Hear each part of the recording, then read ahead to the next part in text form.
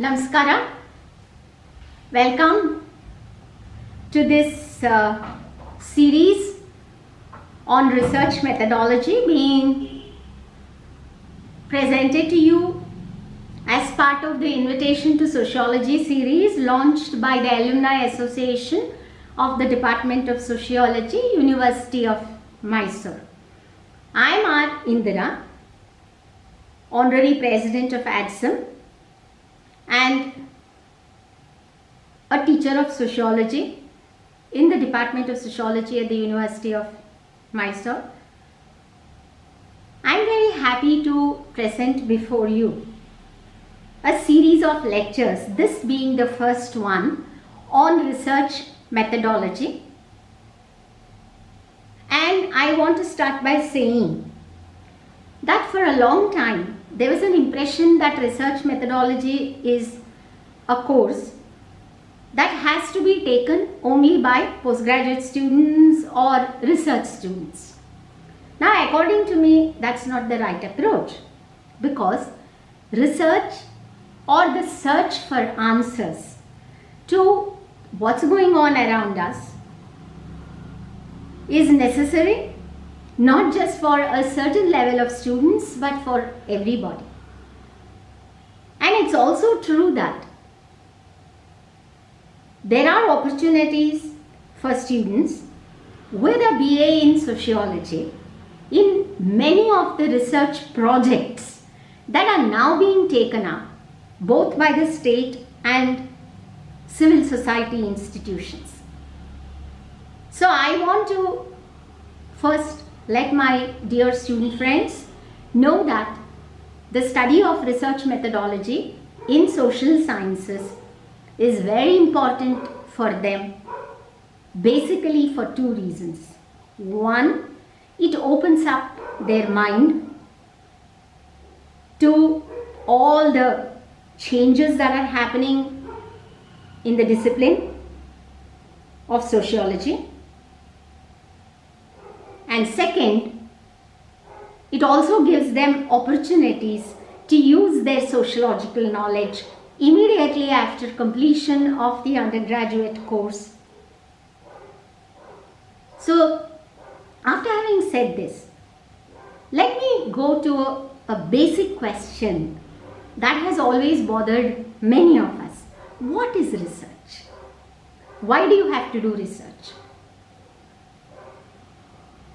Aren't too many things already known to everybody, including ourselves?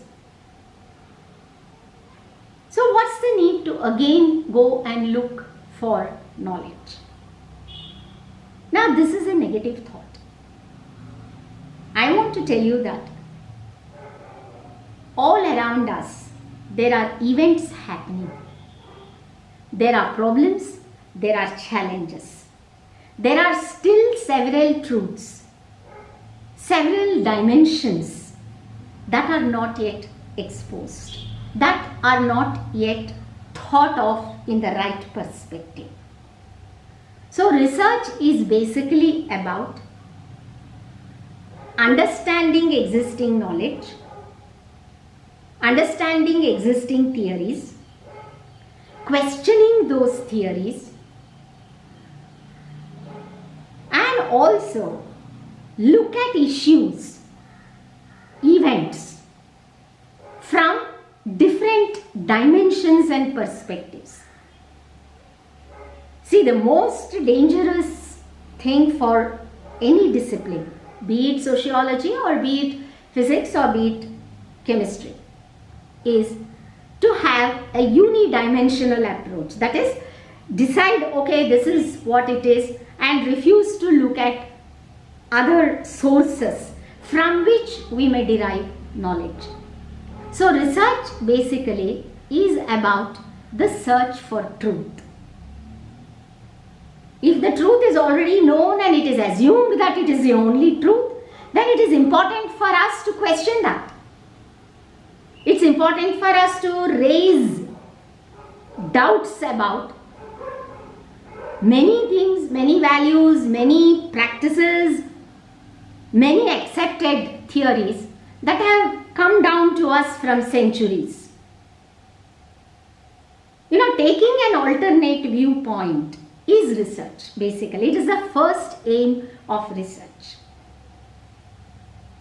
There are already hundreds and thousands of studies that have already been done, but it does not mean to say that there are dimensions that may not have been explored, because our training, our backgrounds, our knowledge, and the ability to think differently, all these matter when you set out on a research journey. Now, when you're talking of research in social sciences, it's also just very important to touch upon this question of how is research in social sciences different from research in natural and physical sciences. Now, what are natural and physical sciences? First, let's try and answer that question. See, physical sciences is generally believed study non-living things, and natural sciences study about those beings that are with life but not human. This was the impression that we all had for a long time to come.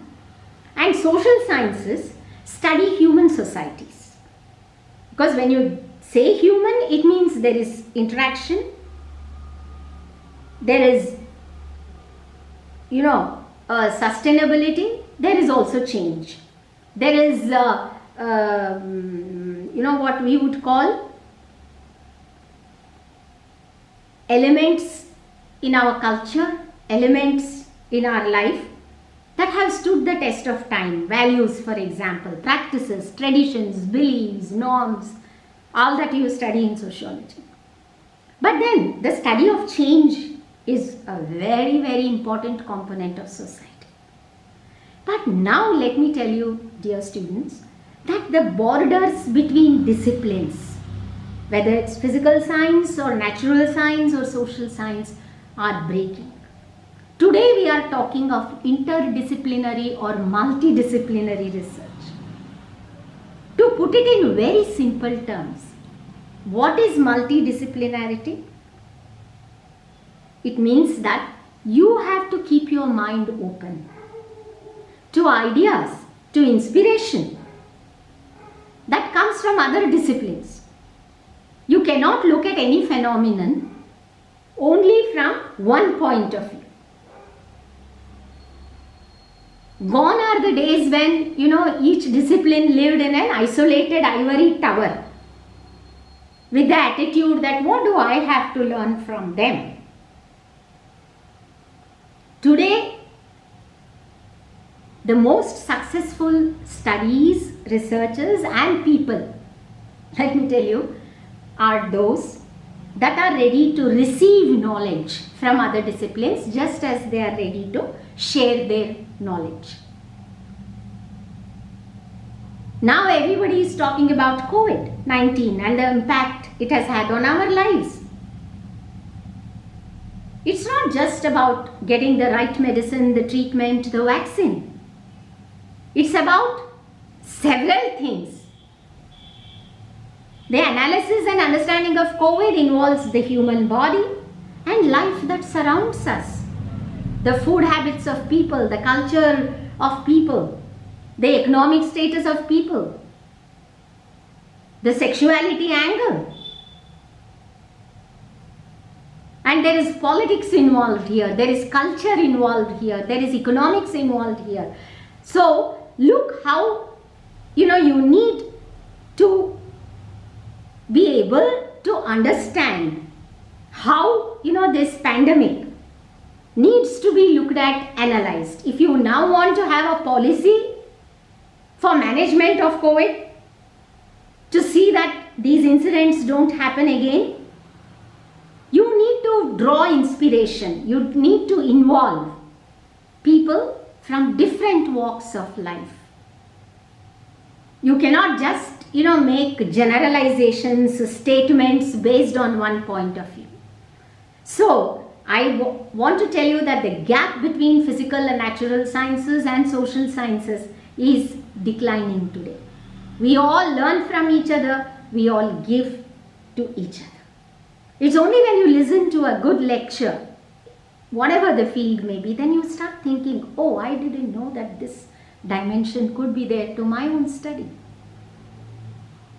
And now coming back to social science research. Social sciences are those disciplines that deal with human societies, and of course in different dimensions. There is economic aspect, there is political aspect, there is development aspect, there is a historical aspect, there is education, and of course we have literature, languages, folklore. You can go on naming the subjects, but we all work together. We all are in a relationship with each other when we give and we take. And what is social science research basically? What are its objectives? What is research in a social science discipline or in any discipline for that matter? First, research is about identifying a subject, an issue, a topic, you may call anything, to start looking for information. Now, it's not that you are inventing information all the time, but you are processing information, you are critiquing it. Now, there are ever so many theories in sociology, for example, from Comte to the present times. There is a whole wealth of sociological knowledge that is put under the framework of sociological theory. I am just giving an example. Now, do you agree with the view of the theorist? Do you question how it applies to your life or to others? Have you ever thought, how can I apply this theory to my life or to explain and understand the lives of others? At times you start thinking, okay, maybe at that point of time when this theory was formulated by this person, that was right. But today times have changed, conditions have changed. So maybe we have to look at it differently. So one of the objects of research is to question existing knowledge base. Look for those gaps. Review, and also there is a word that is being used today, revisit. Revisit means look at it differently. So basically research is a search. The meaning of the word research is inherent in the term itself.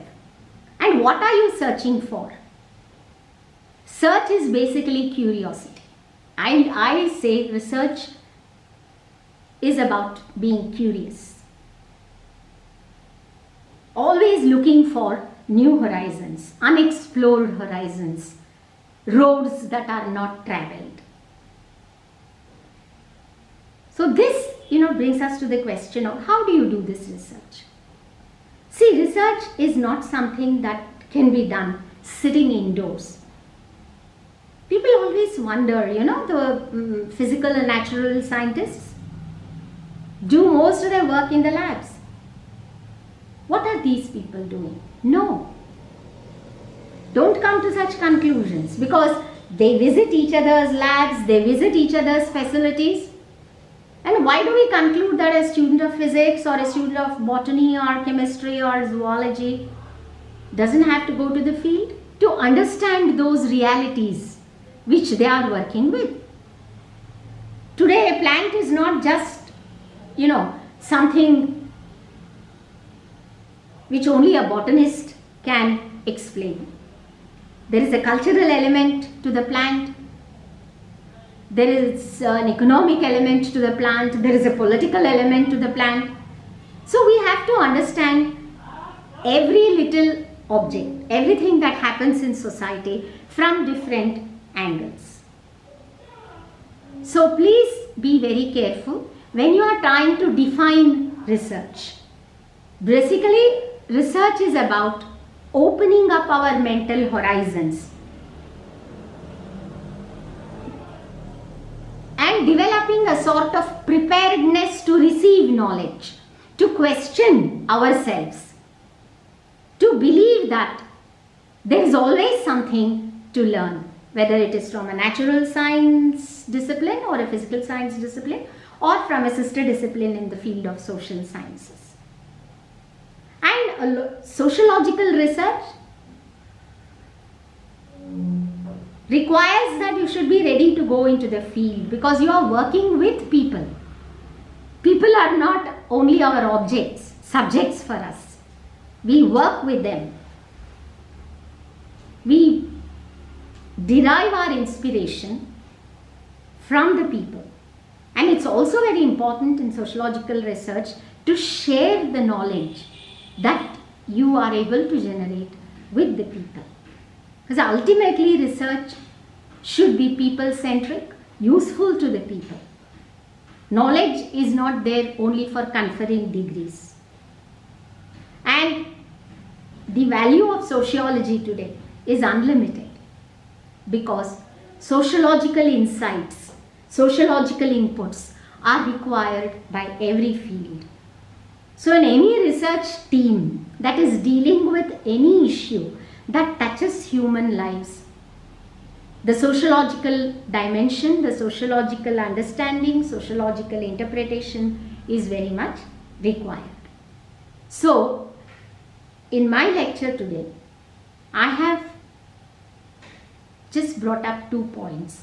One, that the borders between disciplines are breaking. Basically, research is a learning, giving experience. From every discipline, there is something to learn. No longer can we say that our studies, our findings are going to be influenced only by a certain select group of people. No. The lab, for example, is a human institution according to me. It's a social institution. And what goes on in the lab has to reach out to people. And people's needs and priorities must be brought into labs. Science cannot function in isolation. So is the case with our subject. People are not just information givers to us. When you generate information, that information must be meaningful, socially relevant, and must lead to some kind of change in society if it needs to be brought about.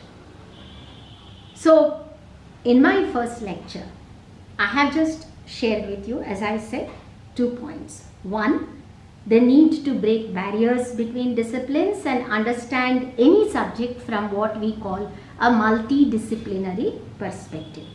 And the second being, research is not something that is confined to labs and rooms and departments and colleges only. Social research, especially when it is dealing with human beings, must go into the open, and you must be ready to do what we call as field-based study. And I'll talk a lot more about field-based studies in my next lectures. Thank you.